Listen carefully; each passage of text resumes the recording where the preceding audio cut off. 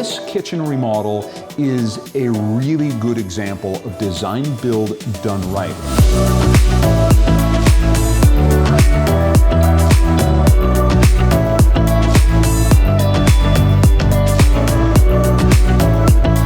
When you hire somebody who's a design build firm, they have the ability to both understand your needs and what you really need, understand the budget you want to meet, and your aesthetic, and bring them all together.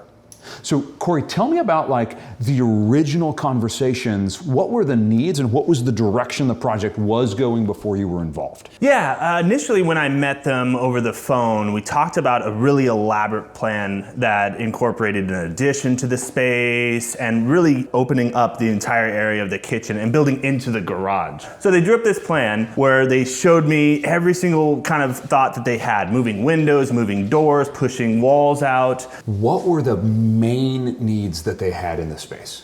Yeah, surely with the size of the kitchen, they just didn't have enough countertop space. That was priority number one. There's no area to even prep their meals. There was cabinetry running along in a peninsula that kind of enclosed them into this area and space.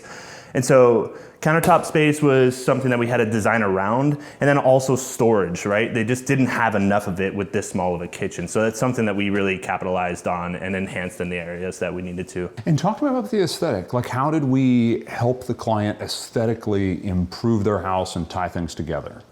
Oh, it was a whole floor remodel. Basically, we started off with the kitchen as the main component and the idea to design around. And as we ventured through, we realized, well, they had this accented fireplace with this beautiful black tile, and we wanted to pull those colors into the area. So what we did, obviously we designed and built some really cool black cabinetry from our company that we work with, Night Cabinetry. And it still kept some of the wood aesthetic to it. So it's got a really good texture to it and some depth in color that gives you some of an accent to the space. We switched out the floors. We painted all the trims to really pop the other colors in the area. And I think that just tied the space together. Let's talk about some of the cool elements you guys included. As I look at the space, some of the things that I really find unique and I like are, you've got an induction cooktop and a gas cooktop. Yeah, the wife cooks a lot, and they cook a lot of Hispanic food. So gas was something that they really wanted to keep. So a lot of the tortillas, and I definitely agree with her, it's something that I do on my own meals. So we had to keep the gas range, and it kept them in the same location, which is great. It brought down costs. We didn't have to relocate it to some different area, but it's simultaneously helpful to have an induction cooktop because she could boil whatever she needs to on the other side at a quick instant. Some other cool features, right? They didn't have any light inside their living room. They didn't have these beautiful pennants here. So by elongating this island, now it's a humongous island. They can enjoy, obviously 4 different individuals can sit here while they're cooking. So you solved that need and desire to really make the space an entertaining space to have their friends over.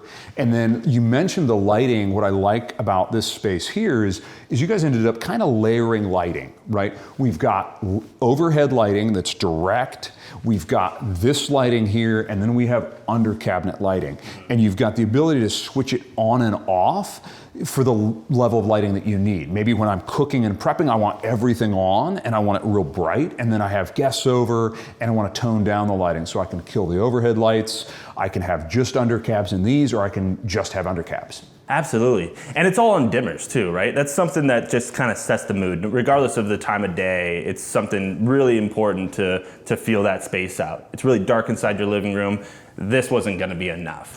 And they do have natural light in here, plenty of it. That was actually also one of the things we were starting to design around, was bringing a little bit more of that, but realized that bringing some natural light that was already here, incorporating some other lights up inside the ceiling here, just brought it all together pretty well. So Corey, now let's talk about these. So the Oregon code recently, and in fact, I think it's nationwide, is we've eliminated outlets on the sides of your island. Now it's code that you have to have outlets here. So now we have to put them on the surface. This is really cool. There's a couple different models and things that you can do to it. They could be very surface mounted where you see the outlet, plain and simple. But what we did here was taking some of the countertop material, that's an easy cover, and they are pop up to really enhance that aesthetic so they're not really visible. So it's kind of a concealed outlet inside the space, and we put 2 of them on this island. And that's fantastic because that really continues the theme of really understanding our client wanted a space that had a lot more counter space than previous. So we're not going to take up counter space by putting outlets there that you can't just use as counter space. Yeah, I found that even with the ones that just sit there on the surface, you're 100% correct, right? Throwing things around on your countertops, I know this is going to be a key catcher, an envelope catcher, or a dish, you know, something that someone's eating on. This allows them to feel like they have their own space. It's incorporated inside the countertop. Now let's talk about this, because I love this feature. Often you'll see kitchens, often there'll be, you know, beautiful, expensive colored backsplashes, and then right in the middle of it, you've got a really old, ugly outlet, right? And then you've got that repeats every like 2 feet. And so you've spent all this money to make everything really beautiful, and then you ruin it at the end. And we didn't do that here, right? We've got this gorgeous engineered quartz. Correct. And so it looks like marble, it's very beautiful, and then we've got these really delicate outlets here. They're drilled into the quartz material, and it just pops out right there. They're GFI protected, but they're not ugly. They look really intentional and beautiful. Yeah, there's a couple different ways you can navigate this. You could get your under cabinet lighting that has the track here for multiple different outlets. But I think because we're going with a very modern look to the space, this was very modern style. It's also a code that you have to have an outlet around your range that's GFCI protected. So this was a really cool idea our designer created with the clients. And I absolutely love it because it does, like you said, a boxy, square looking outlet that would be sitting here in receptacles along this entire space really does kind of clutter up the entire area of this beautiful backsplash. So Corey, talk to me about the layout changes that you made to this space. Yeah, so when you walk into the entry here, this was the first thing that you would see. Before, there was cabinetry and a bench that would sit around here and a wall that went all the way to the front of their stairs here. It really just felt super compartmentalized. And what we wanted to do is take it back and open up everything so that this space actually tied into the space that we are creating. And the only way that we enhanced this was putting a countertop on the surface of these cabinets. And so this still kept some of the space that we wanted to utilize, opening up this area. We took this wall out, put this nice cable handrail to complete our modern look. And then it flowed on through to this nice little coffee area and into their very large kitchen, and really staple point to the entire space, this humongous island that we put into it. One of the other things that we did to this project was they had this tunnel vision looking entry. There was just this wall here that drove all the way through when you walked into your living room. So the back side of this wall was actually the closet to the bedroom that we have on the other side here. What we did was we occupied that space. We took it over and we recessed a lot of the area and put this nice bench nook kind of cabinetry that you've got for their cubbies of all their shoes and their coats.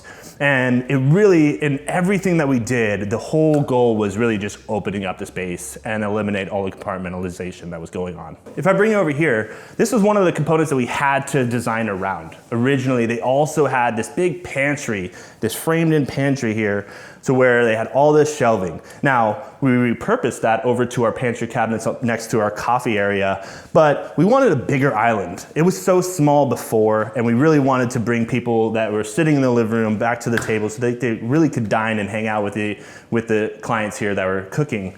So by removing this, we got our requirements to get this passed through, and we were able to extend out this island and really increase the depth of it as a whole.